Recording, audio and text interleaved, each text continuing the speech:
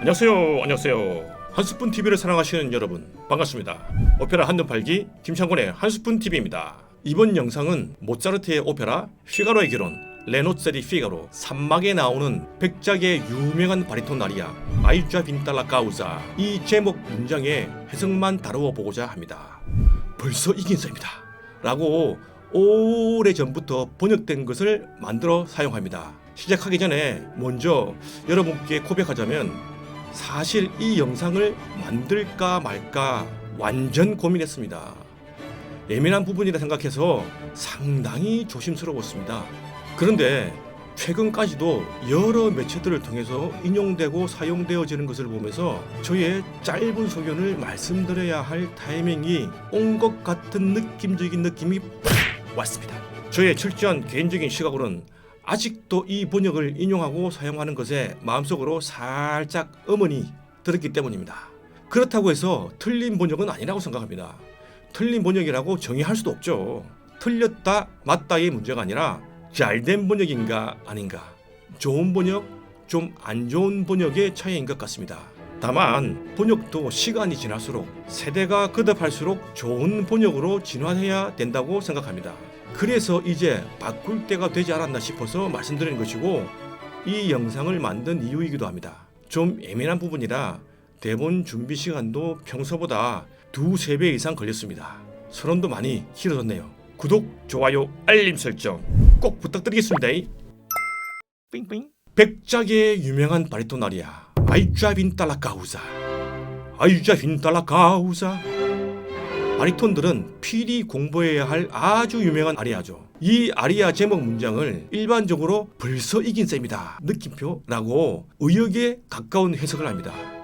느낌표라고 부호를 말씀드렸는데 이것도 느낌표보다는 물음표가 왜 더 어울리는 부호인지 설명드리겠습니다. 물론 이 번역과 느낌표까지 사용해도 문제가 전혀 없습니다. 어느 정도 이해 가능한 문장입니다. 그래서 성악가를 포함 음악 전문가들은 별 문제를 못 느낄 수가 있습니다. 이 번역은 아주 오래전에 누군가가 번역을 하셨고 계속해서 이 번역밖에 없었던 번역 초창기 시절에는 잘 사용된 것 같습니다. 그분께 진심으로 감사드립니다. 어느 분야든 초창기에 일하신 분들은 대단하다고 생각합니다. 데이터베이스가 전무인 상태에서 작업을 하기 때문이죠. 저의 대학 시절에도 당연히 이 번역본을 가지고 공부를 했었습니다. 그 당시에는 지금처럼 많은 자료들과 상당히 유익한 유튜브도 없었기 때문에 아리아를 이해하는 데 많은 어려움을 겪었습니다. 저의 개인적 경험을 말씀드리자면 벌써 이긴 셈이다. 전 이 번역을 보고 사실 이해가 잘 안 갔습니다. 물론 전적으로 저의 잘못이겠죠.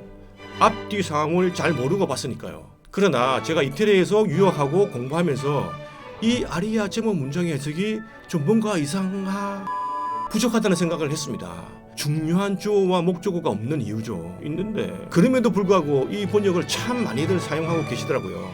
사실 뭐 틀린 게 아니니까요. 그러면 됐죠. 그럼 영상 끝. 이상 한스푼 TV 오페라 한눈 팔기였습니다. 아직 안 끝났네. 너무 억진가?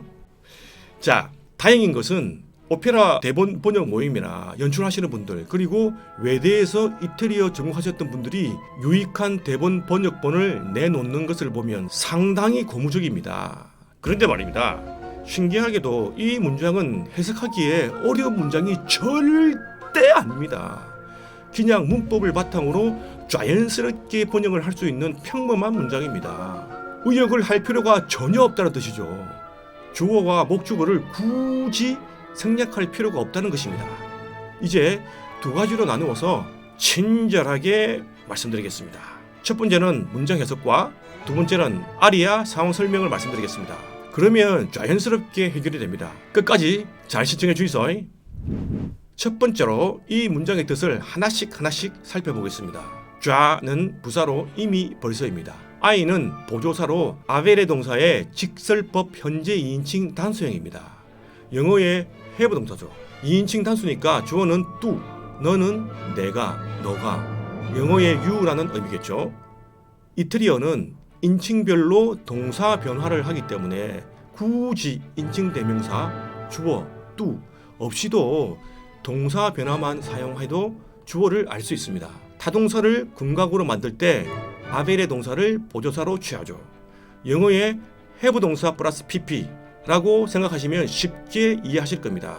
have 동사 플러스 pp 이꼬르 아벨의 동사 플러스 pp인 것이죠. 라 까우자는 여성 단수 명사로서 재판, 소송 뜻입니다. 직접 목적어죠. 빈따는 설명이 좀 필요합니다. 타동사 빈체레 이기다, 승리하다의 과거 분사는 빈또지만 직접 목적어 라 까우자가 여성 단수형이라서 의미가 빈따로 변했습니다. 오늘날에는 직접 목적어의 성수 관계없이 타동사의 과거 분사의 의미가 변하지 않아도 됩니다. 그래서 아이좌 빈또 라 까우자라고 해도 무방하지만 아이좌 빈따 라 까우자로 쓰면 문법적이면서 훨씬 더 정확한 표현입니다. 프랑스에서는 반드시 직접 목적어의 성수에 따라서 타동사의 과거 분사 의미가 변한다고 합니다. 자, 그럼 말씀드린 대로 자연스럽게 너는 이미 재판을 이겼어 라고 그대로 번역을 하면 됩니다. 봐요, 쉽잖아요.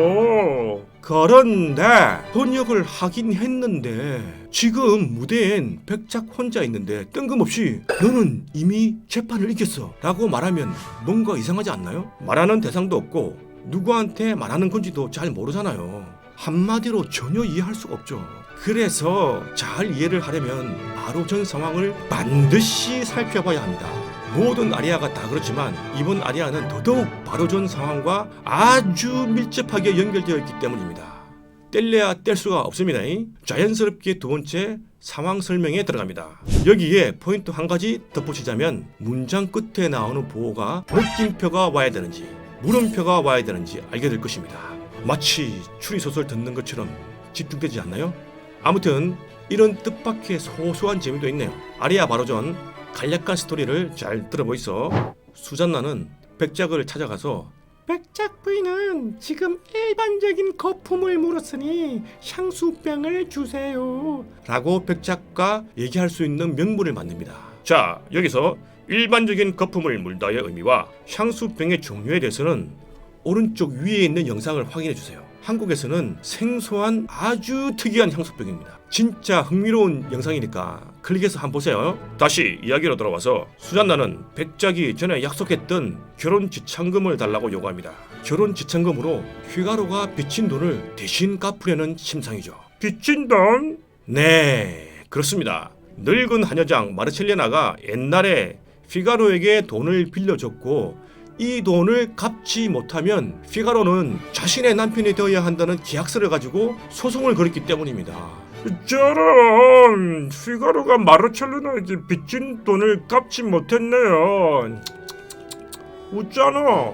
자칫 잘못하다가는 수잔나가 약혼자 휘가로를 마르첼리나에게 뺏기게 생겼습니다. 그래서 수잔나는 앞으로 백작이 원하는 대로 하겠습니다 고 말하면서 백작의 상한 마음을 풀어주기 시작합니다. 백작은 수잔나가 본인에게 온갖 아양을 떠는 모습에 금세 마음이 풀리면서 잔인하게 실이 왜 나를 이제까지 이렇게 힘들게 만들었니? 라고 얘기하면서 이중창을 시작합니다. 서로의 마음을 확인하고 정원에서 데이트 약속을 정합니다. 이중창이 끝나죠. 백작은 혼잣말로 이제 확실히 나의 것이야 라며 혼자 좋아하고, 반면에 수잔나는 결혼 지참금을 미리 받을 수 있게 된 것에 기뻐하면서 백작 부인에게 가려고 무대에서 나가려고 하는 찰나에 저 멀리서 무대에 들어오는 휘가로는 수잔나가 급히 어디로 가는 모습을 우연히 먼저 보게 됩니다. 헤이 수잔나 어디 가니? 라고 묻습니다.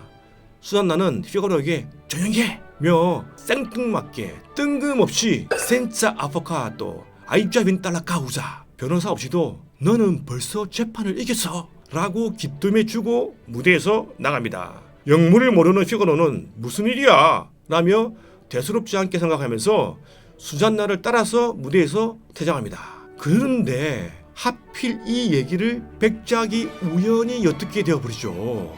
백작은 어이가 없어서 혼자서 아이자 빈달라 까우자 너는 벌써 재판을 이겼다고? 이렇게 황당해하며 수잔나가 말한 대사를 혼잣말로 따라 말하게 되면서 아리아를 시작하게 되는 것입니다. 자, 찬찬히 따지면서 정리해보자고요. 이제 여러분들도 아시다시피 이 대사는 백작의 생각을 말한 것이 아니죠. 수잔나가 무심코 지나가는 피가로에게 말을 한 대사를 백작이 엿듣고 그 내용이 너무 황당해서 그대로 따라한 대사입니다. 뿐만 아니라 박자와 음정까지 똑같이 따라서 말이죠. 솔솔 미미파 솔솔. 수잔나가 말한 대사의 의미는 결혼 지참금을 백작에게서 받으면 이제 빚을 갚을 수가 있기 때문에 변호사 없이도 나는 늙은 한회장 마르첼리나가 소송한 재판을 벌써 이겼어. 그러니 걱정들 하들들 하지마 라는 의미니까 마지막 보호가 느낌표가 있죠.